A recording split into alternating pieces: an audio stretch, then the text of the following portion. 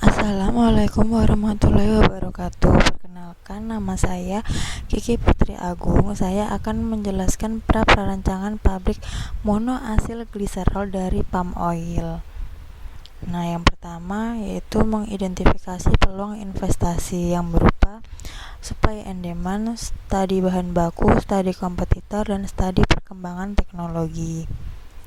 Yang pertama yaitu supply and demand, yaitu penawaran dan permintaan.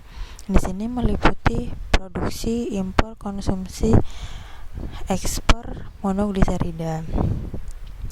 Didapatkan selisih 605.879.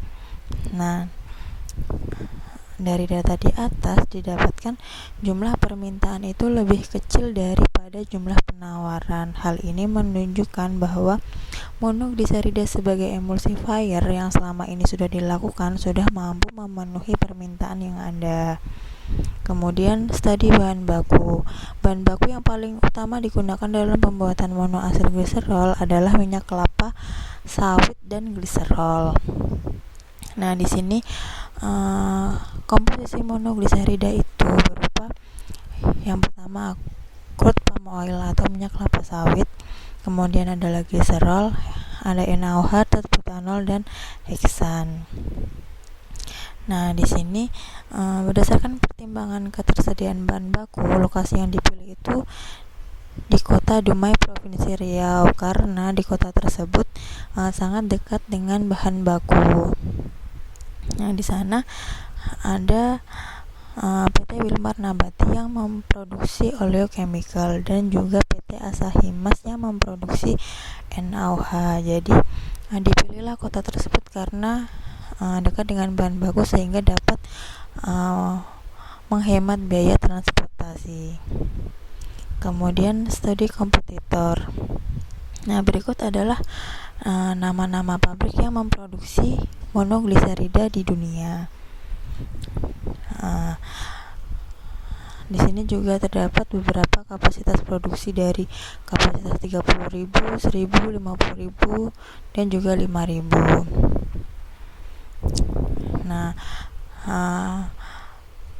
diperkirakan rata-rata konversi monogliserida itu sebesar 90%. Maka gliserol yang dihasilkan adalah 10% dari produksi. Hal ini menyebabkan gliserol akan terus menambah pada tiap tahunnya, sehingga tujuan dari pembuatan turunan gliserol ini memiliki nilai ekonomi yang lebih tinggi. Kemudian studi pemilihan teknologi. Di sini menggunakan proses gliserolisis yang dilakukan pemurnian tanpa proses destilasi. Nah, proses pemurnian ini akan meningkatkan kemurnian sehingga didapatkan spesifikasi monoasil gliserol. Nah, di sini dapat dilihat dari diagram alir pembuatan monoasil gliserol, yaitu gliserol dan minyak kelapa sawit dimasukkan ke dalam reaktor dan NaOH sebagai katalis dan juga butanol. Kemudian dilakukan mixing, kemudian gliserol, campuran gliserol dan ekses gliserol, nah itu dipisahkan menggunakan separator. Nah, kemudian crude monogliserida ini kemudian yang dipisahkan menggunakan heksan sehingga didapatkan monogliserida yang sudah divakum sehingga didapatkan kemurnian yang tinggi. Kemudian produk samping dari monogliserida ini adalah gliserol. Gliserol ini dapat di-recover lagi dan dapat digunakan lagi dan dicampur lagi menggunakan kelapa sawit dan bisa di mixing kembali. Nah, kemudian ada perencanaan. Perencanaan ini meliputi Berarti ada pemilihan teknologi, pemilihan reaktor, sistem utilitas, penanganan limbah, dan sistem pengendalian proses. Kemudian pemilihan teknologi. Jadi proses produksi monoasil gliserol ini didasarkan pada paten US 2006-01-28979A1. Nah, di sini reaksi yang digunakan adalah reaksi gliserolisis dan bahan bakunya ada